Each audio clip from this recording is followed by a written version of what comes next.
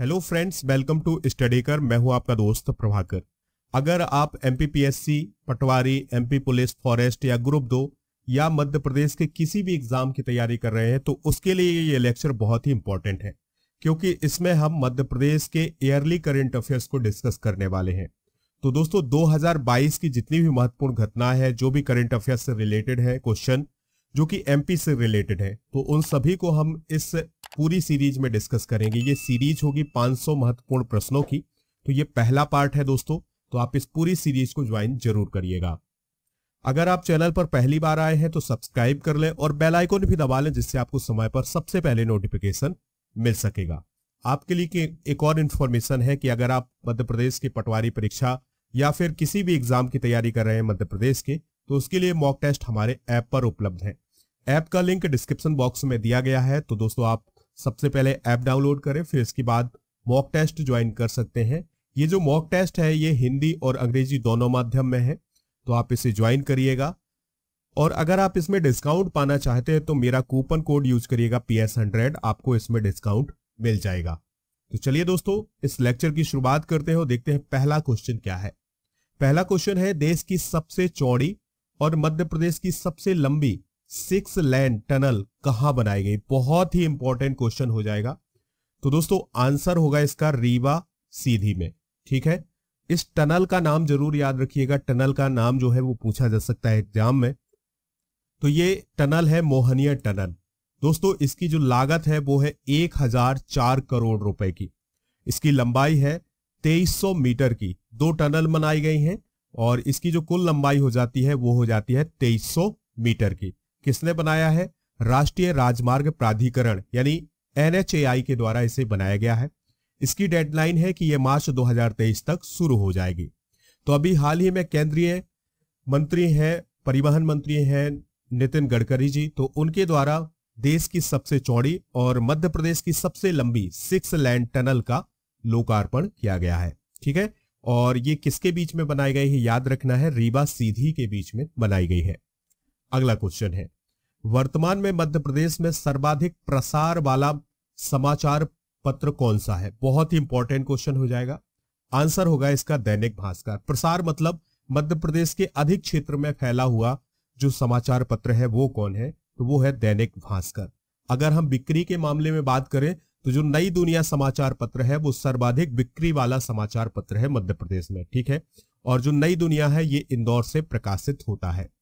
मध्य प्रदेश का प्रथम समाचार पत्र था ग्वालियर अखबार, जो कि 1840 में ग्वालियर से उर्दू भाषा में प्रकाशित किया गया था। लेकिन हिंदी भाषा में 6 मार्च 1848 को मध्य प्रदेश का प्रथम अखबार प्रकाशित हुआ था। उसका नाम था मालवा अखबार।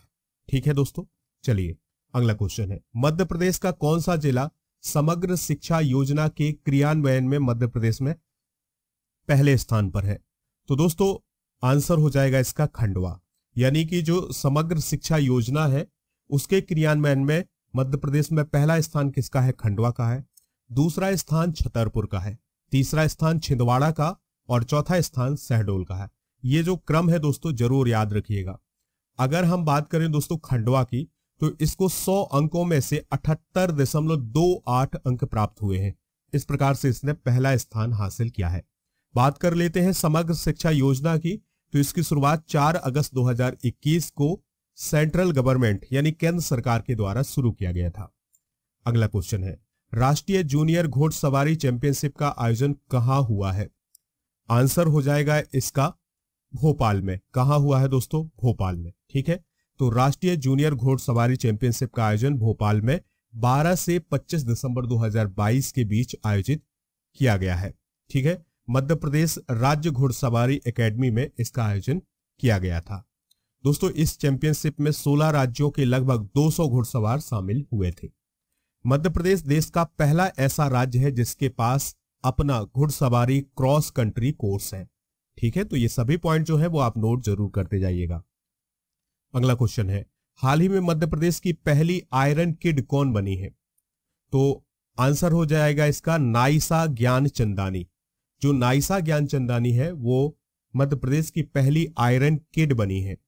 मध्य प्रदेश के भोपाल की 8 साल की जो नाइसा ज्ञानचंदानी है वो प्रदेश की पहली आयरन किड बन गई है। आयरन किड का इवेंट पहली बार गोवा में आयोजित किया गया था। दोस्तों इस इवेंट में दुनिया भर से 300 बच्चों ने भाग लिया था, लेकिन नाइसा ज्ञानचंदानी ने 6 से 8 साल की कैटेगरी में 1 किलोमीटर की दौड़ 7 मिनट 35 सेकंड में पूरी की थी और आयरन किड का खिताब उन्होंने अपने नाम किया था। ठीक है दोस्तों, तो ये इंपॉर्टेंट पॉइंट है जो वो आप नोट कर ले, यही क्वेश्चन जो है एग्जाम में पूछे जाते हैं। अगला क्वेश्चन है 10 दिसंबर 2022 को मध्य प्रदेश के किस शहर में blind cricket T20 world cup का आयोजन किया गया? तो blind cricket T20 world cup का आयोजन कहां पर किया गया था? आंसर हो जाएगा इसका इंदौर में। कहां पर किया गया था दोस्तों? इंदौर में। तो इंदौर के खालसा स्टेडियम में भारत और ऑस्ट्रेलिया के बीच blind cricket T20 world cup का आयोजन हुआ था। देखिए दोस्तों, इस साल भारत में blind cricket T20 world cup हुआ है, तो उसके मैच जो है वो अलग अलग शहरों में आयोजित किए गए थे। तो उसका एक मैच जो है वो इंदौर के खालसा स्टेडियम में आयोजित किया गया था और ये मैच था भारत और ऑस्ट्रेलिया के बीच, तो जिसमें भारतीय टीम ने 8 विकेट से ऑस्ट्रेलिया को हराया था। और दोस्तों एक और पॉइंट याद रखना है कि जो ये blind cricket T20 world cup है 2022 का, तो इसका खिताब भी किसने जीता है? इंडिया ने ही जीता है। किसको हरा करके? बांग्लादेश को हरा करके। चलिए अगला क्वेश्चन है, देश का पहला जल स्तंभ कहां स्थापित किया गया है? तो दोस्तों इसका आंसर हो जाएगा उज्जैन। तो देश का पहला जल स्तंभ उज्जैन में स्थापित किया गया है। इसकी जो ऊंचाई है जल स्तंभ की वो है 13 फीट और 2 फीट इसका व्यास है। ठीक है, यानी इसका व्यास कितना है? 2 फीट का है और इसकी जो ऊंचाई है वो कितनी है? 13 फीट की है। दोस्तों इस जल स्तंभ की जो सबसे बड़ी विशेषता है वो ये है कि ये जो स्तंभ बना हुआ है इसमें चांदी का वर्क किया गया है और इस चांदी के वर्क में चारों वेदों की ऋचाओं को उकेरा गया है। ठीक है, यानी कि जो हमारे 4 वेद हैं उनको उकेरा गया है, उनकी जो ऋचाएं होती हैं उनको इस स्तंभ में उकेरा गया है। ठीक है दोस्तों, तो उज्जैन में 27 से 29 दिसंबर तक अंतर्राष्ट्रीय जल सम्मेलन के मौके पर महाकाल परिसर में देश का पहला जल स्तंभ स्थापित किया गया है। अगला क्वेश्चन है, देश का पहला इन्फेंट्री म्यूजियम कहां स्थापित है? तो इसका आंसर हो जाएगा महू में। कहां पर है दोस्तों? महू में। ठीक है, तो देश का पहला और दुनिया का दूसरा इन्फेंट्री का मतलब होता है दोस्तों पैदल सेना। तो पैदल सेना का म्यूजियम मध्य प्रदेश के इंदौर जिले के महू में बनकर के तैयार हो गया है। इसका उद्घाटन 16 दिसंबर 2022 को विजय दिवस के मौके पर किया गया है, क्योंकि विजय दिवस जो है वो कब मनाया जाता है? 16 दिसंबर को मनाया जाता है। दोस्तों इन्फेंट्री म्यूजियम का मतलब क्या होता है कि जो हमारी पैदल सेना है उसकी जो वीरता की कहानियां हैं वो इसमें बताई गई हैं। 1747 से लेकर के 2020 तक की जो पैदल सेना की जो गौरव गाथाएं हैं, गौरवशाली इतिहास है हमारे देश की पैदल सेना का, वो उसमें बताया गया है। ठीक है, 3D प्रिंटर से स्टैचू बनाए गए हैं, म्यूरल और तस्वीरों को तैयार किया गया है इस इन्फेंट्री म्यूजियम में। हाल ही में राष्ट्रीय सांख्यिकी आयोग का अध्यक्ष किसे नियुक्त किया गया है? तो दोस्तों उनका नाम है राजीव लक्ष्मण करंदीकर। क्या नाम है? राजीव लक्ष्मण करंदीकर। तो राष्ट्रीय सांख्यिकी आयोग के अध्यक्ष इंदौर के राजीव लक्ष्मण करंदीकर को नियुक्त किया गया है। अब इनका संबंध मध्य प्रदेश से है, इंदौर से है, तो इनको डिस्कस करना होगा। ठीक है दोस्तों, तो राष्ट्रीय सांख्यिकी आयोग के अध्यक्ष कौन बने हैं? राजीव लक्ष्मण करंदीकर। उनका संबंध इंदौर से है। राष्ट्रीय सांख्यिकी आयोग की स्थापना 1 जून 2005 को हुई थी। इसका कार्य होता है देश की सभी प्रमुख सांख्यिकी गतिविधियों की निगरानी करना। अगला क्वेश्चन है, इंदौर शहर में स्वच्छ सर्वेक्षण 2023 का ब्रांड एम्बेसडर किसे बनाया गया है? आंसर हो जाएगा इसका बुलबुल पंजारे को। किसे बनाया गया है दोस्तों? बुलबुल पंजारे को। तो इंदौर स्वच्छ सर्वेक्षण 2023 की ब्रांड एम्बेसडर बनी है मूक बधिर बुलबुल पंजारे। दोस्तों बुलबुल पंजारे का संबंध इंदौर जिले से है और वह एशिया की पहली मूक बधिर नर्स है। ठीक है, तो ये पॉइंट जो है नोट करना है। तो एशिया की पहली मूक बधिर नर्स कौन है? बुलबुल पंजारे, जो कि इंदौर स्वच्छ सर्वेक्षण 2023 की ब्रांड एम्बेसडर बनी है। हाल ही में सुजलाम जल महोत्सव का आयोजन कहां किया गया? तो सुजलाम जल महोत्सव का आयोजन कहां किया गया है? महाकाल मंदिर उज्जैन में। कहां पर किया गया है दोस्तों? महाकाल मंदिर उज्जैन में। तो उज्जैन के महाकाल मंदिर में 5 से 27 दिसंबर 2022 तक सुजलाम जल महोत्सव का आयोजन किया गया है। इसी मंदिर परिसर में प्रदेश का पहला पर्यटन थाना भी बनाया जा रहा है। तो ये पॉइंट भी आप नोट कर लें। अगला क्वेश्चन है, 5 से 11 दिसंबर 2022 तक खजुराहो में अंतरराष्ट्रीय फिल्म महोत्सव के कौन से संस्करण का आयोजन किया गया? बहुत ही इंपॉर्टेंट क्वेश्चन हो जाएगा। तो दोस्तों इसका आंसर हो जाएगा 8वां। तो 8वां अंतरराष्ट्रीय फिल्म महोत्सव का संस्करण आयोजित किया गया है 5 से 11 दिसंबर तक खजुराहो में। ठीक है दोस्तों। अगला क्वेश्चन है, हाल ही में सेंट स्टोन उत्पाद को किस जिले के लिए एक जिला एक उत्पाद योजना में शामिल किया गया है? देखिए, मध्य प्रदेश में एक जिला एक उत्पाद योजना चलाई जा रही है, जिसमें दोस्तों जितने 52 जिले हैं, 52 जिलों में पहचान की जा रही है कि कौन सा प्रोडक्ट किस जिले में बहुत ही ज्यादा फेमस है। तो सैंड स्टोन उत्पाद जो है वो किस जिले में फेमस है? तो वो है कटनी जिले में। तो कटनी जिले में एक जिला एक उत्पाद योजना के तहत सैंड स्टोन उत्पाद को चुना गया है। तो मध्य प्रदेश के कटनी जिले के लिए सैंड स्टोन को एक जिला एक उत्पाद यानी वन डिस्ट्रिक्ट वन प्रोडक्ट योजना में चुना गया है। सैंड स्टोन मतलब ये जो आप नक्काशी देख रहे हैं दोस्तों, इसमें जो पत्थर होता है, पत्थर पर नक्काशी की जाती है और विभिन्न प्रकार की आकृतियां बनाई जाती हैं। ये कुछ इंपॉर्टेंट बातें हैं दोस्तों, इसको हम डिस्कस करते हैं। तो कटनी का सैंड स्टोन आसानी से कटता है और इस पर शिल्पकारी करना बहुत ही आसान होता है। जिले में चूना पत्थर, संगमरमर, डोलोमाइट, बॉक्साइट, मार्बल और लैटराइट के भंडार हैं। ये दोस्तों मध्य प्रदेश सरकार के द्वारा बताया गया है कुछ इंपॉर्टेंट जानकारी। जिले में गुप्तकालीन कलाकृतियों में सैंड स्टोन का इस्तेमाल हुआ है। जिले की पुरानी कोठियां, हवेलियां और चौखटों में जो पत्थर लगा है वो सैंड स्टोन ही लगा हुआ है। यहाँ के पत्थर की ब्रांडिंग करने के लिए स्टोन फेस्टिवल का आयोजन किया गया।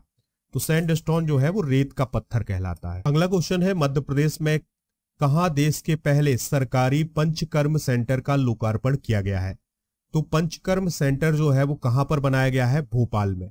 कहां पर बनाया गया है दोस्तों? भोपाल में, और यहीं पर इसका उद्घाटन किया गया है। तो मुख्यमंत्री शिवराज सिंह चौहान ने देश के पहले सरकारी पंचकर्म सुपर स्पेशलिस्ट एवं वेलनेस केंद्र का लोकार्पण भोपाल में किया गया है। एशियन रोइंग चैंपियनशिप में मध्य प्रदेश के प्रभाकर राजावत ने कौन सा मेडल जीता है? तो दोस्तों इस क्वेश्चन का जो राइट आंसर होगा वो होगा गोल्ड मेडल, यानी स्वर्ण पदक जीता है। तो थाईलैंड में आयोजित एशियन रोइंग चैंपियनशिप में मध्य प्रदेश रोइंग एकेडमी के प्रभाकर राजावत ने गोल्ड मेडल जीता है। प्रभाकर राजावत को यह पुरस्कार अंडर 19 मेंस सिंगल स्कूल की 2000 मीटर स्पर्धा में भारत का प्रतिनिधित्व करते हुए हासिल हुआ है। दोस्तों Madhya Pradesh water sport academy की स्थापना भोपाल में साल 2007 में की गई थी। तो ये इंपॉर्टेंट पॉइंट हैं दोस्तों, इनको आप नोट कर लें। निम्नलिखित में से किस संभाग को दस्तक अभियान में उत्कृष्ट कार्य हेतु पुरस्कृत किया जाएगा? तो इस क्वेश्चन का आंसर होगा जबलपुर संभाग को। किस संभाग को दोस्तों? जबलपुर संभाग को। तो दस्तक अभियान के उत्कृष्ट क्रियान्वयन में जबलपुर संभाग ने प्रथम स्थान हासिल किया है। दस्तक अभियान में जो आशा कार्यकर्ता होती हैं और जो आंगनबाड़ी कार्यकर्ता होती हैं वो घर घर जाकर के बच्चों को चेक करती हैं, महिलाओं को चेक करती हैं। हिंदी भाषा .com को किस पुरस्कार से पुरस्कृत किया गया है? बहुत ही इंपॉर्टेंट क्वेश्चन होगा। तो दोस्तों इस क्वेश्चन का जो राइट आंसर होगा वो होगा हिंदी सेवार्थ पुरस्कार। तो हिंदी सेवार्थ पुरस्कार से हिंदी भाषा .com को सम्मानित किया गया है। तो मध्य प्रदेश साहित्य अकेडमी के द्वारा हिंदी सेवार्थ अभय नारद मुनि पुरस्कार के लिए हिंदी भाषा .com अजय जैन विकल्प को पुरस्कृत किया गया है। नेक्स्ट क्वेश्चन है, साल 2022 में भोपाल गैस त्रासदी की कौन सी बरसी मनाई गई है? बहुत इंपॉर्टेंट क्वेश्चन हो जाता है ये, क्योंकि इस प्रकार के क्वेश्चन पूछे जाते हैं फैक्ट से रिलेटेड। आंसर हो जाएगा इसका 38वीं बरसी मनाई गई है। तो हाल ही में मुख्यमंत्री शिवराज सिंह चौहान ने भोपाल गैस त्रासदी की 38वीं बरसी पर सेंट्रल लाइब्रेरी भोपाल में श्रद्धांजलि अर्पित की है। दोस्तों भोपाल गैस त्रासदी जो हुई थी वो कब हुई थी? 2-3 दिसंबर की मध्य रात्रि को 1984 में। कब हुई थी दोस्तों? 1984 में। इसमें कौन सी गैस का रिसाव हुआ था? तो मिथाइल आइसोसाइनाइड का इसमें रिसा हुआ था। सरकारी आंकड़े के मुताबिक हादसे में 3,787 मौतें हुई थी, 5 लाख से ज्यादा लोग प्रभावित हुए थे। लेकिन ये जो मौतों का आंकड़ा है दोस्तों, ये और ज्यादा हुआ था। ये सरकारी आंकड़ा है, लेकिन ये आंकड़ा जो है और ज्यादा हुआ था। अगला क्वेश्चन है, 65वीं नेशनल राइफल चैंपियनशिप में श्रेया अग्रवाल ने कौन सा मेडल जीता है? बहुत इंपॉर्टेंट क्वेश्चन है। आंसर हो जाएगा इसका सिल्वर मेडल। कौन सा मेडल जीता है? Silver medal. तो मध्य प्रदेश राज्य शूटिंग एकेडमी की खिलाड़ी हैं श्रेया अग्रवाल। तो उन्होंने 65वीं नेशनल राइफल चैंपियनशिप में सिल्वर मेडल जीता है। केरल में आयोजित 65वीं नेशनल राइफल शूटिंग चैंपियनशिप में किसने गोल्ड मेडल जीता है? आंसर हो जाएगा इसका उपरोक्त सभी। ऐश्वर्य प्रताप सिंह तोमर, हर्षित विंजवा और गोल्डी गुर्जर, इन सभी ने 65वीं नेशनल राइफल शूटिंग चैंपियनशिप में गोल्ड मेडल हासिल किया है। इसके अलावा दोस्तों, इन 3 लोगों के अलावा याकूब सिद्दीकी ने भी गोल्ड मेडल जीता है। ठीक है, तो जो 65वीं नेशनल राइफल शूटिंग चैंपियनशिप है, इसका आयोजन कहाँ किया गया था? केरल में किया गया था। हाल ही में क्रांतिवीर टांट्या भील की प्रतिमा का अनावरण प्रदेश के किस शहर में किया गया है? आंसर हो जाएगा इसका इंदौर में। कहां पर किया गया है दोस्तों? इंदौर में किया गया है। तो हाल ही में राज्यपाल मंगू भाई पटेल के द्वारा और मुख्यमंत्री शिवराज सिंह चौहान के द्वारा इंदौर के भंवरकुआं चौराहे पर क्रांतिवीर टांट्या भील की प्रतिमा को स्थापित किया गया है। भंवरकुआं चौराहे का नाम भी बदल करके टांट्या भील चौराहा कर दिया गया है। इसके अलावा जो पाताल पानी रेलवे स्टेशन था, उसका नाम भी टांट्या भील रेलवे स्टेशन कर दिया गया है। तानसेन संगीत समारोह का आयोजन कहाँ किया जाता है? तो दोस्तों, हम सभी को पता है तानसेन संगीत समारोह का आयोजन ग्वालियर में किया जाता है। तो 18 से 23 दिसंबर 2022 तक भारतीय संगीत के बड़े आयोजन तानसेन समारोह का आयोजन ग्वालियर में किया गया है। और ये जो आयोजन होता है, ये तानसेन की समाधि पर आयोजित किया जाता है। निम्न में से किसे साहित्य अकादमी पुरस्कार 2020 से सम्मानित किया जाएगा?